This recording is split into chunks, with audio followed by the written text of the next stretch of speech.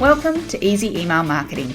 I'm your host, Yale Keown, mum, FIFO wife, MBA, coffee lover, survivor superfan, and creator of the email experience.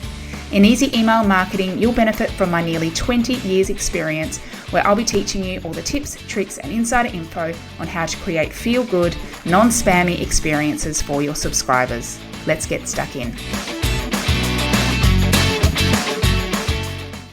Welcome back to the Easy Email Marketing Podcast. I'm your host, Yale Keown, and today I'm talking about some of the recent changes you may have seen coming to your inbox and how that impacts you as a small business owner sending emails to your audience. Yes, I am talking the potential for algorithms or a version of algorithms coming to your inboxes.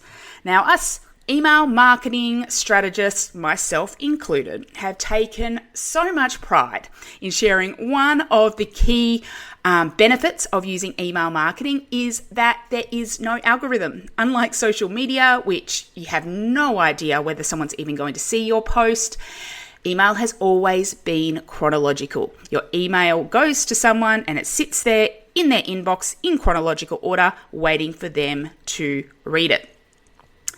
This is becoming less and less the case. And while it won't go quite as extreme as social media, for number one, people aren't typically subscribed to as many lists as they are following people on social media, and that your inbox providers will still deliver the emails. It's just about where they are placed.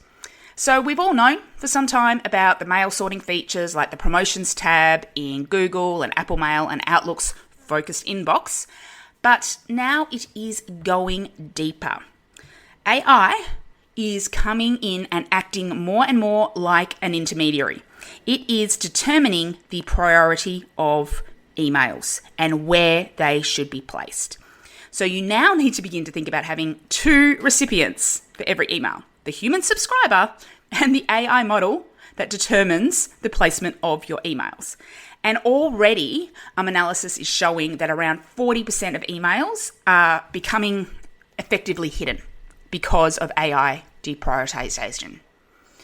Remember, Gmail, Outlook's, and Apple Mail's job is to make the experience of their user the biggest priority. So unfortunately, for us as email marketers and business owners, it's not about us trying to make our emails be seen.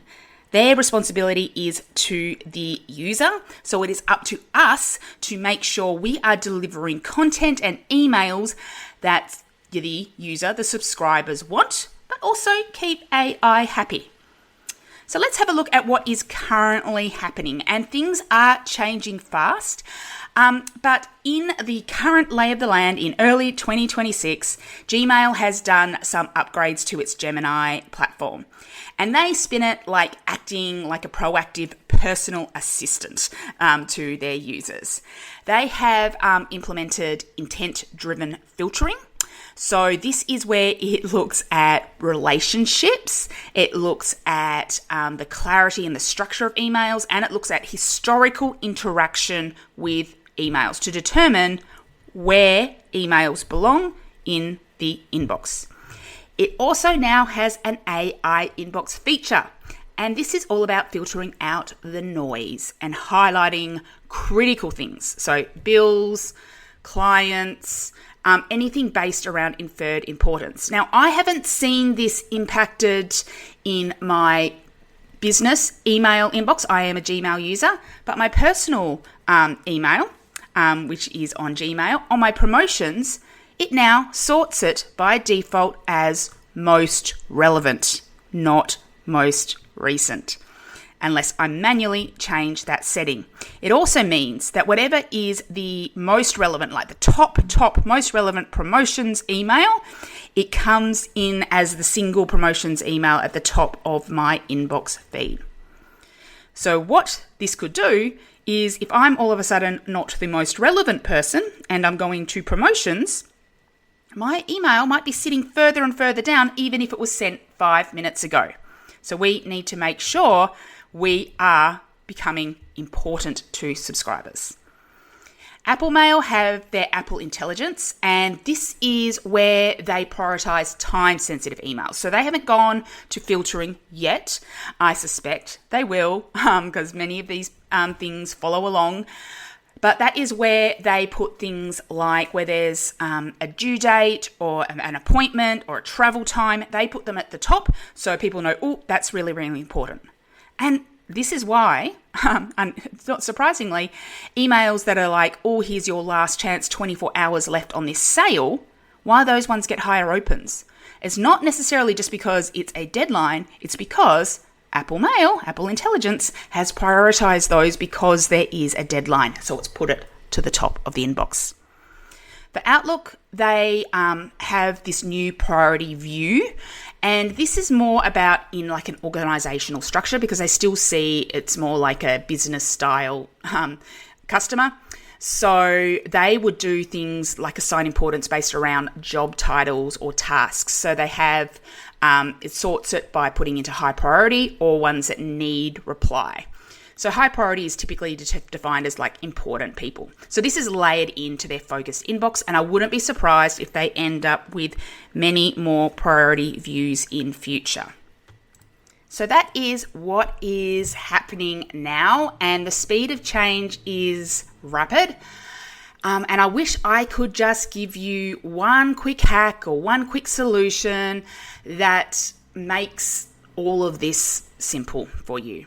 But I can't, because this is the culmination of everything that I talk about as an email marketing consultant. The bottom line is that, yes, there are some specific technical and strategic things that we can get into, and I'll talk about those in a moment. The reality is, the bottom line is, it comes down to engagement. We need subscribers opening, clicking, and replying to your emails. And that is basically the whole focus of my program, Engaging Emails. How can we get people to do that? Because if we are not proactively doing that, we will start dropping down that relevance. We will sit in that promotions tab and our emails will not be seen as easily. Okay. I'm not going to give it all bad news. I do have 7 specific things that you want to keep in mind to make sure you are giving yourself the best odds of appearing. Number 1 is making sure that all of your technical deliverability foundations, all that authentication, SPF, DKIM, DMARC, all of that stuff is in place. This is done once, so hopefully you have it all set up. I have previous episodes all about deliverability which talk about this, and I go into explicit detail in Engaging Emails on how to make sure you've done that in place. The second thing to think about is clarity over creativity.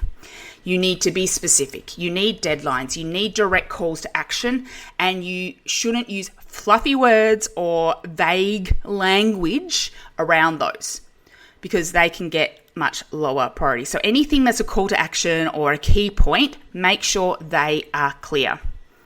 We also want more text and less images. Anything that looks more like a personal letter style email, so anything that looks like an email written by a person rather than a brand, will be more likely to end up in the regular inbox than promotions.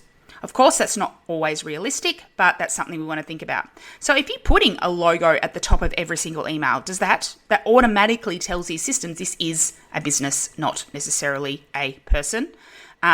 And while you are a business, if you act more like a person, the chances of going somewhere else are improved. We also want to make sure emails are personalized a little bit. So this comes down to segmentation, but personalizing based more around zero-party data. And this is where someone has directly given you information, like they filled out a form that says they're interested in X. When you use that data to personalize emails, the chances will increase. And that's as compared to like third-party data, like you've predicted things based on what they've clicked on your website. Another thing you can do is personalizing your from name. So if you have Yale, if I have Yale Keown instead of email automation co as the from name, it is actually more likely than that my emails will go to inboxes. So even if you have a brand and a business, you could try saying the email is Sarah from your business. Another key thing is behavioral automation. So these are the automations that you have in place that are triggered by something the subscriber does, like abandoning a cart or booking an appointment. So these are always seen as more relevant because they are. Someone has done something, and that shows that it's something that's proactive. And finally, number 7, and I talk about this all the time, is cleaning your list. If you are not regularly removing or suppressing contacts that haven't engaged 90 days, 100 to 180 days, this will send more and more signals to these providers that you are sending stuff that people are not interested in. And it trains AI models to treat your brand as noise. And we do not want that. So the quick 7 tips were making sure your technical deliverability foundations are in place. You are being clear in your language. You're using more text and less images. You are personalizing, but more focused around zero-party data. You are personalizing the from name, so it's from a person. You're using behavioral automation, and you are cleaning your list regularly. Of course, these just touch the surface, and you could probably go through all my episodes, and almost everything that I share will impact this. But the bottom line, it comes down to engagement. We need people opening, we need people clicking, and we need replying. We cannot anymore just rely on our only call to action in emails being buy now or book now or learn more. It needs to have other opportunities for people to engage. Adding engagement getters is what I call them. This is crucial to your strategy. You need to make sure throughout your email plan, you are sending emails in between promotions or even as part of promotional emails that give plenty of opportunities for people to click and for people to reply. This is especially important after someone first signs up. So your welcome series is crucial to this because those first emails, we want that positive engagement to get off on the right foot because it's easy to see what happens if things start to slide. Because if they start to slide, your placement will become lower. And then it's going to be harder, even if you put in some of these great engagement practices, it's going to be harder and more challenging, not saying it's not possible, to get back up again. So we want to start off on a good foot and then keep that going. Okay, so hopefully you are not taking this as a doomsday style episode. Instead, hopefully you are finding this empowering because you are now in charge of this. You now know what's going on and you now know what you need to do to make sure your emails are seen. And while I've talked about a lot of these practical little tips, it's actually quite easy. Just think about every email you send. Is there something that I can get my subscriber to do as a result of this email? And this is especially important on all of those emails that aren't those direct sales pitches. So if this is something that you want to know more about, then absolutely check out my Engaging Emails program, which is full of ways in which you can get more engagement. And I talk about a lot of the foundations. In fact, there are 7 email engagement drivers: design, content, deliverability, opens and clicks, sales, automations, and segmenting. I go through those in detail with lots of practical takeaways and things for you to implement. You can learn more about that at yaelkeown.com/engage. Thank you so much for joining me today. I would love to hear from you about what you've enjoyed from this episode or what you want to know about more in future. Let me know over on Instagram. I'm at yaelkeown, and I'll see you in the next episode. Thank you for listening to Easy Email Marketing. It's an absolute honor that you chose to listen. If you love this episode, then it would mean the world to me if you could leave a review so that others can find this podcast and make their email marketing easy too. Finally, make sure to subscribe so that you don't miss a thing. Until next time, have an awesome day and make sure to keep showing up and serving in those inboxes.